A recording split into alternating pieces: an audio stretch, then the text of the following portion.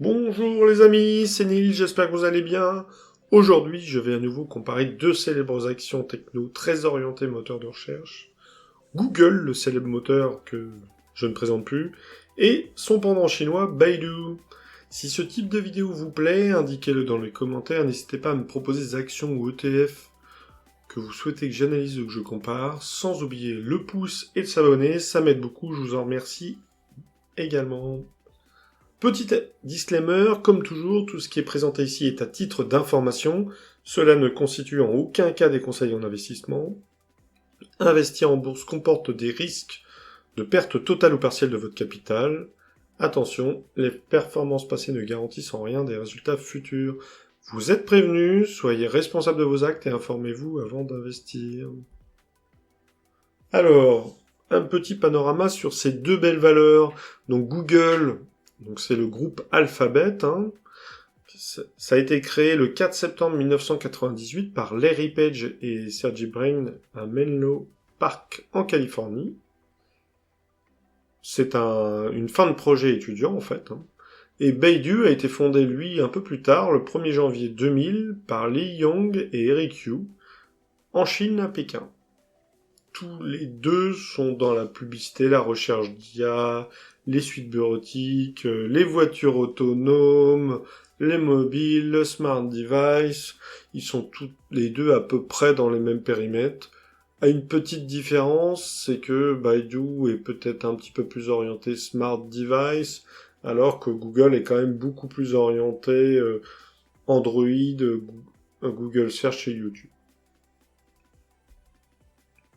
Si on regarde maintenant un petit peu tout ce qui va être performance. Alors, sur la marge bénéficiaire brute, donc c'est le bénéfice brut, le chiffre d'affaires, chez Google, on est quasiment à 58%, donc très belle valeur.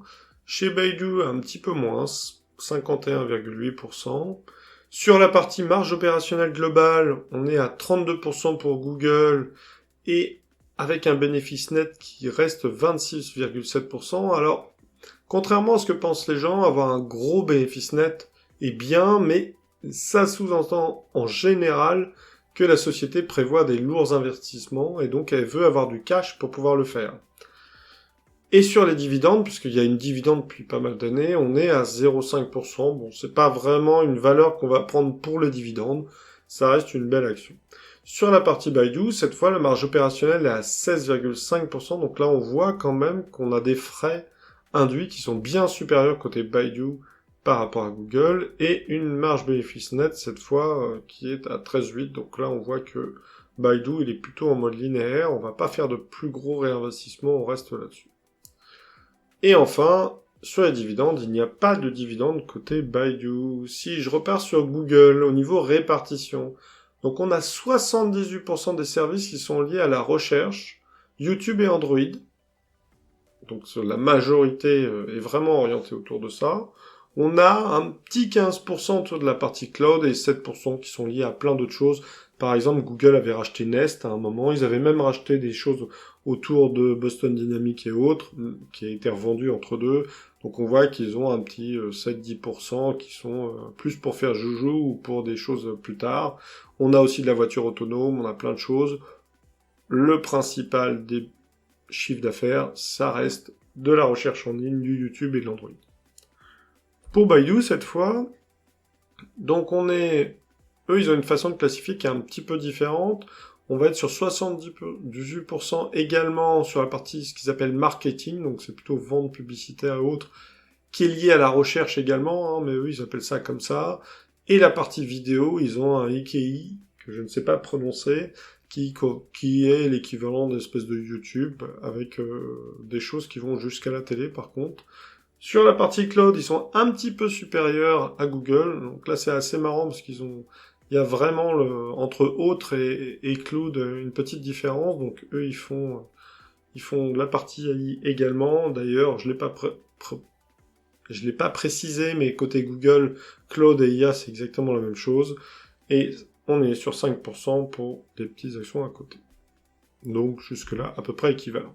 Sur la répartition des revenus cette fois, donc Google, on est quasiment sur 50% au niveau des États-Unis, c'est pas étonnant, hein, c'est le pays d'origine.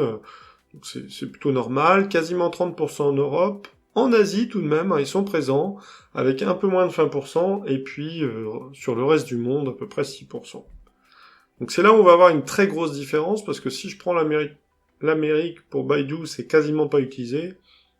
1%, c'est vraiment ridicule. La Chine à 96%. Alors ça, c'est typique des grosses actions chinoises, hein. C'est presque tout le temps 96%. Si on devait reprendre l'Asie-Pacifique, je sais plus le pourcentage exact, mais je pense que Google est autour de 3-4% maximum en Chine, donc c'est vraiment ridicule. Et au niveau Asie-Pacifique, cette fois, ils sont autour de 3% côté Baidu. Donc là, on a clairement Google qui est bien mieux réparti au niveau monde, et qui a un petit peu plus d'avantages pour l'actionnaire avec de la dividende et une marge bénéfice qui est un petit peu plus élevée, mais globalement, on est quand même très très proche sur les deux. Ensuite, si on devait parler des crises économiques, ça c'est quelque chose que j'aime bien faire, c'est l'analyse des crises économiques. Alors, j'ai pas pu faire 2008 avant en raison des données qui n'étaient plus disponibles et que j'ai pas réussi à avoir des données très fiables sur cette partie-là. Donc, je suis juste parti sur 2020, 2023, 2024 et on va voir ce que ça donne entre les deux valeurs. Donc, si je prends Google déjà, bon, Google c'est assez récent, les dividendes, hein, c'est vraiment, ça vient de commencer. Depuis 2 ans, donc on n'a pas encore beaucoup de retours là-dessus.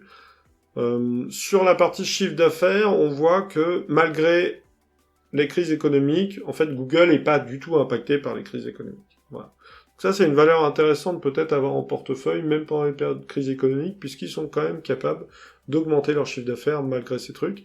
Et même malgré tout ce qui s'est passé, ils sont même capables d'augmenter leurs bénéfices nets de façon vraiment importante.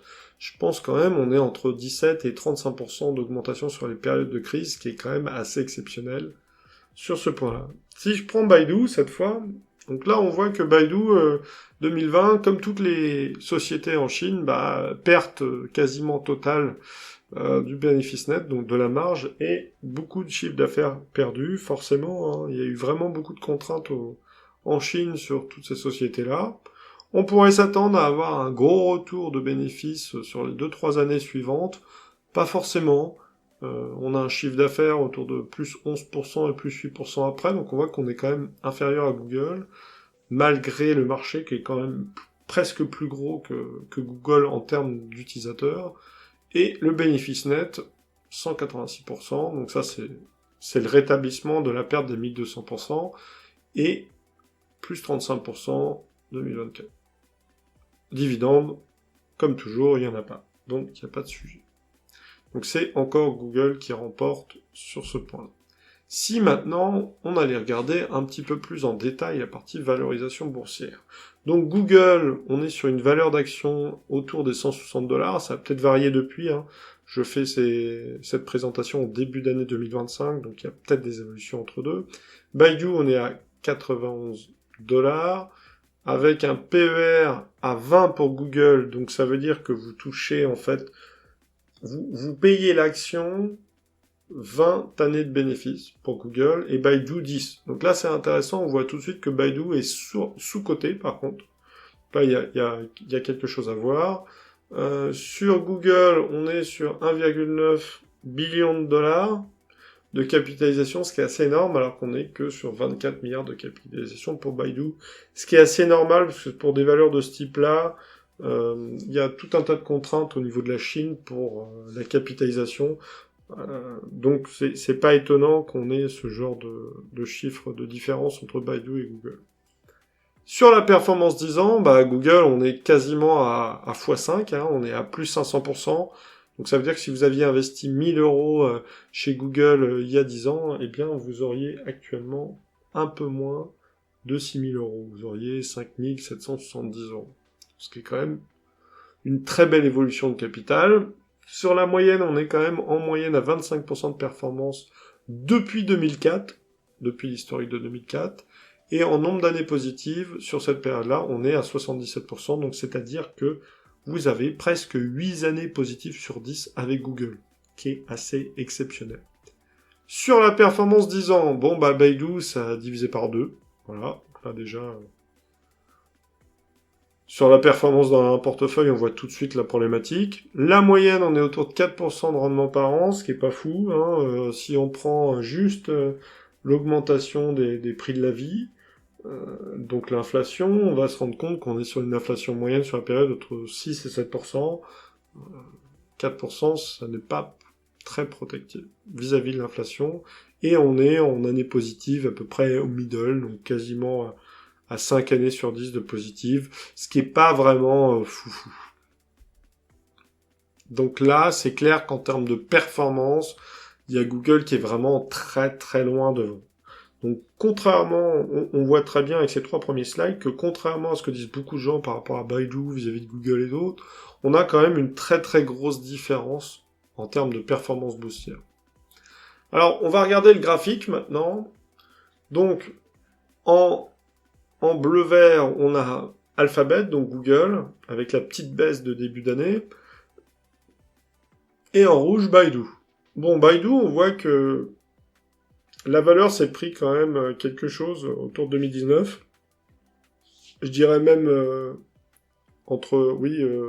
fin 2018, elle a commencé à baisser fortement. Et Baidu s'en est jamais remis jusqu'à maintenant.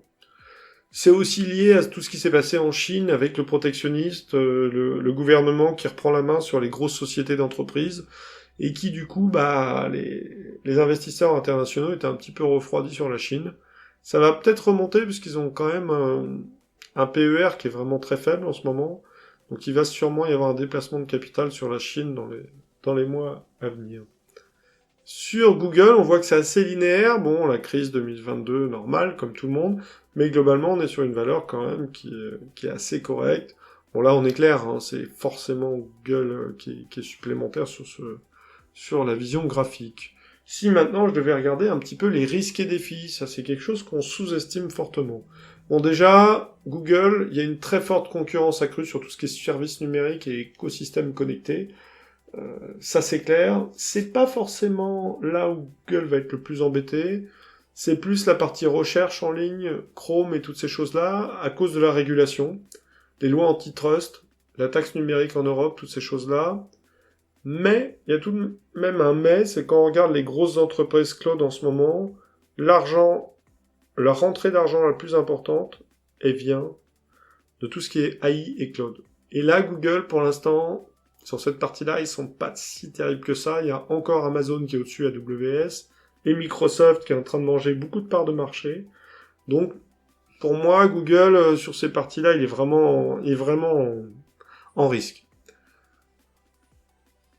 La partie antitrust est un vrai sujet. Les États-Unis sont en train de forcer un peu la main sur Google. En plus, on a quand même un gouvernement politique aux États-Unis en ce moment qui est assez compliqué, avec Google, Apple, qui sont dans les top 5, qui sont quand même des grosses valeurs très woke et autres, alors qu'on a Trump qui est quand même anti-woke. Je sais pas ce qui va se passer avec Google. Je pense qu'il y a quand même 3 sociétés qui sont dans la ligne de mire de Trump actuellement, qui sont Microsoft, qui déteste Bill Gates, la partie Google avec tout ce qui a été fait, et surtout Apple, je pense, qui est dans la ligne de mire totale. Donc on verra ce qui va être défini dans les mois à venir, mais il peut y avoir une variation importante sur Google à cause de ça. Et en plus, il y a le sujet IA en ce moment où il faut faire des forts investissements en nouvelles technologies. Donc là, c'est clair qu'il y a un sujet. Moi, je vois encore un 4e point que j'ai pas noté ici, c'est que sans être méchant, Google, quand on regarde tout ce qu'ils ont fait jusqu'à maintenant, tous les investissements qu'ils ont fait, quelles sont les seules réussites qu'on peut nommer? Donc sur les recherches en ligne, oui, ils ont transformé la recherche en ligne, mais ça date d'il y a plus de 20 ans, donc depuis ça bouge pas des masses. Sur la partie YouTube, bon, YouTube est clairement très proche de l'apogée, là, hein. Dans les 10 prochaines années, je pense que ça a déjà surplanté pas mal de pays. Si je prends l'exemple de la France, par exemple, vous savez qu'en début d'année, en fait, il y a eu plus de temps sur YouTube qu'à la télé normale. Donc ça veut dire que ça y est, c'est surplanté. Et si vous prenez les jeunes générations, on est souvent supérieur à 75% des jeunes qui ne regardent pas la télé, mais qui regardent YouTube. Donc là, il y a un vrai engouement là-dessus, ok. Et le 3e, c'est clairement Android qui est en train de remanger les parts d'Apple. Et donc du coup, oui, il y a un point. Sur tous les autres sujets, pour l'instant, ils sont quand même assez loin, hein, pour faire du chiffre d'affaires, des choses comme ça. Donc, à voir ce qui va se passer. Si maintenant, on prend Baidu. Alors, Baidu, pour moi, il y a le plus gros, c'est le risque géographique. Alors, j'ai mis 60% du chiffre en Chine, mais réellement, le chiffre est plus proche des 80%. Ça dépend de comment on estime les choses. Mais globalement, la majorité du chiffre est en Chine. La Chine, c'est pas forcément un pays très très stable au niveau réglementation et politique. On commence à avoir de la politique un peu vieillissante, ce qui fait que souvent dans des pays, quand on a une politique très vieillissante, on est sur l'immobilisme. Donc à voir ce qui va se passer en Chine, mais il y a vraiment un sujet autour de ça qui peut être embêtant. Tout le monde a toujours en esprit ce qui s'est passé avec Alibaba, qui était en train de monter en exponentiel et puis qui s'est fait reprendre en plein vol par le gouvernement chinois. Donc là, il y a un vrai sujet. Ils ont également des obligations de fort investissement en nouvelles technologies. On pourrait avoir une baisse significative de la partie chiffres. La question est de savoir est-ce que les investisseurs au niveau mondial vont se déplacer des États-Unis vers la Chine dans les mois à venir ou l'Inde. Ça, c'est le sujet qu'il faudra suivre. Ça peut avoir une amplitude très forte sur la valorisation future de Baidu par rapport à Google. Si maintenant il fallait conclure, quand on prend l'historique et l'opportunité à court terme, c'est clair que Google est bien au-dessus de Baidu, avec une augmentation constante linéaire, presque linéaire, on va dire. C'est clair que sur du portefeuille long terme, on mettrait plus du Google. Moi, personnellement, j'avoue que Google, en raison de tout ce qu'ils font, m'intéresse pas du tout en portefeuille. C'est pas une valeur pour moi qui est suffisamment importante. Je pense qu'il va falloir attendre 4-5 ans pour voir ce que ça donne pour les dividendes, pour ceux qui veulent mettre ça en fond de portefeuille pour de la dividende. Parce que là, il y a que 2 ans de retour, donc c'est encore un peu léger. Mais à voir ce qui se passera après. Sur Baidu, pour l'instant, c'est un investissement de type trading, clairement. Quand on regarde les vagues de la valeur, on voit très très bien que y a des opportunités de faire des 20-30% à l'achat ou à la vente. Maintenant, la question est de se poser, est-ce que vous voulez un investissement long terme, avoir ce genre d'investissement? Il y a tout de même une grosse question sur ce qui va se passer avec la Chine dans les mois à venir. Peut-être que les valeurs chinoises vont avoir un rebond. Peut-être pas. Moi, je vise plutôt un gros rebond américain dans les 2 ans. Parce que là, on est en train de créer des crises en ce moment, là, de leur côté. À voir. À voir ce qui va se passer. Merci beaucoup pour la vidéo. J'espère qu'elle vous a plu. Si vous avez des questions, des commentaires, n'hésitez pas à les mettre en commentaire. Je vous invite également à me proposer des actions ETF que vous souhaitez que j'analyse. On fait travailler le pouce, on s'abonne à la chaîne pour être informé des nouvelles vidéos et n'oubliez pas, les bons choix d'aujourd'hui sont les succès de demain. Investissez avec bon sens et on se retrouve bientôt. C'était Neil. Une excellente journée à vous.